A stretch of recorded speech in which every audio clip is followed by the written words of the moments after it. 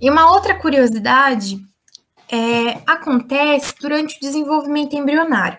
Então, nesse período, o sistema nervoso, ele produz muito, ele tem muitos neurônios, tá? Mas as células, elas precisam de fatores de sobrevivência, que são nutrientes, fatores de crescimento, tá? E por conta desse número exagerado de neurônios, algumas células, elas não vão conseguir ter acesso a esses fatores de sobrevivência. E por conta disso, elas vão sofrer o processo de apoptose, que é um evento natural, tá? Então, aqui tem um esqueminha, ó. As células nervosas, e aí, uma grande quantidade de células nervosas, e aí eu tenho essas bolinhas aqui. Essas bolinhas vermelhas são os fatores de sobrevivência, tá? Como por conta de ter muita quantidade dessas células nervosas, algumas delas não têm acesso a esses fatores de sobrevivência e acabam sofrendo apoptose, tá? Então, isso é comum acontecer durante o desenvolvimento embrionário. E só ressaltando um outro detalhe, é que assim, os fatores de sobrevivência, eles acabam inibindo aquela maquinaria de apoptose. Então, se a célula não é exposta a esses fatores de sobrevivência, aquela inibição já não acontece mais. Por isso que toda aquela cascata, todas aquelas proteínas, caspases, elas conseguem ser ativadas e a célula acaba sofrendo a morte celular, tá? Uma outra curiosidade também acontece na síndrome de Down. Então, durante o desenvolvimento embrionário, por conta da superexpressão dos genes do cromossomo 21, há um alto estresse oxidativo ali no cérebro, e por conta disso, muitas células nervosas acabam sofrendo o processo de apoptose por conta desse aumento do estresse oxidativo, tá? E já é observado na literatura que há um desequilíbrio de proteínas que estão envolvidas com a apoptose no cérebro das crianças de síndrome de Down. E por conta desse aumento de apoptose ali na região cerebral, há associações com a neurodegeneração, prejuízos no crescimento geral e também alterações imunológicas, cardiovasculares, entre outros prejuízos que acontecem em outros sistemas por conta desse aumento aí de apoptose. E aqui eu coloquei uma tabelinha de um artigo científico, coloquei as citações aqui, no final da apresentação tem a bibliografia, se alguém quiser ler mais a respeito. Aqui, essa tabelinha, ela mostra que os indivíduos, durante o desenvolvimento embrionário que possuem a síndrome de Down, eles possuem uma grande quantidade de proteínas envolvidas com a apoptose, como, por exemplo, a BAX. Lembra que eu falei para vocês que a BAX é uma proteína da família da BCL2? E aqui, como a gente pode ver, elas estão 5, 15, 17, 7 e 5 vezes mais expressas no cérebro de fetos com síndrome de Down, tá? Mostrando aí essa relação com a apoptose no cérebro desses indivíduos.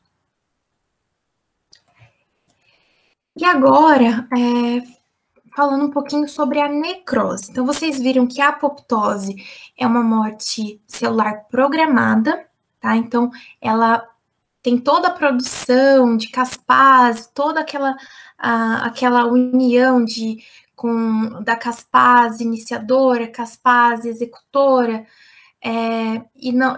por conta dela ser uma morte celular programada, ela não vai causar danos ao tecido, não vai causar uma inflamação tecidual. A necrose é totalmente ao contrário, tá? É uma forma de morte acidental e ela não é controlada, tá? E por conta disso, ela acaba provocando respostas inflamatórias no tecido e ela é induzida por alguma injúria severa, como eu coloquei nos slides iniciais, tá? Aqui eu coloquei uma imagem de um coração que sofreu alguma lesão ali no seu tecido, pode ser, por exemplo, um infarto agudo do miocárdio, e uma grande quantidade de células acabam morrendo por necrose, tá? Então, na necrose, os eventos, eles não são sincrônicos, há uma perda da integridade da membrana plasmática, disfunção de organelas e perda da homeostasia iônica. Então, aqui eu tenho um esqueminha para mostrar como que acontece esse processo de morte celular. Então, aqui a gente tem uma célula normal e aconteceu uma lesão nessa célula. Essa lesão, ela pode ser reversível ou não. Isso depende muito do estímulo. Se essa lesão, essa célula conseguir se recuperar, a célula pode voltar ao normal. Mas, se essa lesão for muito agressiva, essa célula aqui, ela vai sofrer o processo de morte celular por necrose. Então, vamos observar aqui, ó. O que acontece na necrose? Essa célula, ela vai ter um aumento do seu volume citoplasmático, um edema aqui do retículo endoplasmático e da mitocôndria, tá?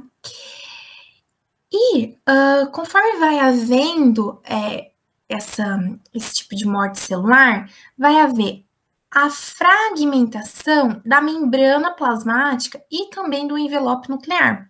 Por quê? Um dos motivos é que os lisossomos, eles vão se romper.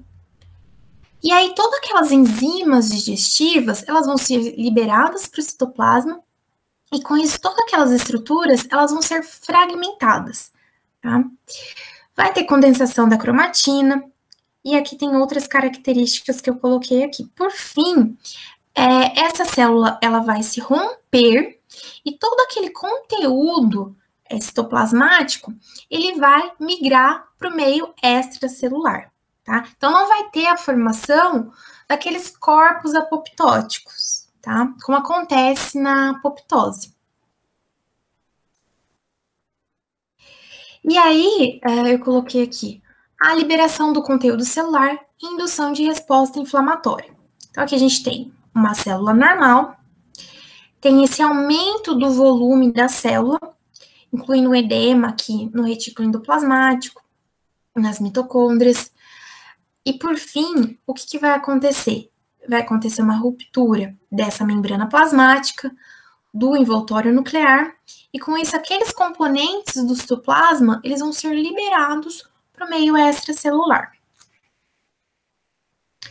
Aqui tem uma imagem de uma histologia corada com HE. Então, é possível observar várias células sofrendo a morte celular por necrose. Então, diferentemente da apoptose, que é uma célula ou duas células que morrem, na necrose não, são várias células naquela região que sofreu uma lesão. Então, o que acontece na necrose? Uma das características também é essa picnose, que é uma diminuição do tamanho do núcleo, tá? A condensação dessa cromatina diminui esse núcleo. Também há a fragmentação dessa cromatina, que é chamada de cariorrexia, tá? E aqui a gente também observa a cariólise, que é o quê? O desaparecimento da cromatina, do envelope nuclear, também dos componentes aqui do citoplasma, por conta da ação daquelas enzimas digestivas, tá? E por fim, a célula acaba ficando sem esse núcleo. Então, quando a gente olha um tecido que tem a necrose, é bem comum a gente observar células aqui sem um formato e sem um núcleo, tá? Como mostrado aqui. Então, aqui tem a cariólise avançada, tá? Então, tem células com picnose e aqui já num estado terminal, tá? Sem esse núcleo e totalmente sem o formato. E aqui mostrando uma outra imagem, ó, a cariólise já avançada. Então, percebam que as células já não têm mais núcleo, não tem um formato típico. E aí, uma curiosidade é quando acontece uma lesão em tecidos cardíacos. Então, por exemplo, esse tipo de lesão pode acontecer no infarto agudo no miocárdio, e aí os miócitos que sofrem a morte celular por necrose, por conta deles terem um rompimento da membrana plasmática, eles acabam liberando o seu conteúdo para o meio extracelular. E esses componentes, eles vão ser direcionados para a corrente sanguínea. Esses componentes podem ser as troponinas, o CKMB, entre outros compostos. E aí, por conta disso, muitos eles são utilizados como biomarcadores de lesão, tá? Tanto é que quando uma pessoa tem um infarto, uma suspeita de infarto, o médico, normalmente, ele vai pedir a dosagem do CKMB, entre outros biomarcadores aí. Aqui só tem um gráfico mostrando que conforme acontece essa lesão cardíaca, vai se aumentando esses biomarcadores no sangue, porque aconteceu uma lesão lá no tecido cardíaco, e por conta do rompimento da membrana plasmática dos miócitos, devido à necrose, esses compostos vão ser liberados para a circulação sanguínea, tá? Tanto é que tem um pico aqui, ó, desses biomarcadores em algum momento após essa lesão, tá? É uma curiosidade.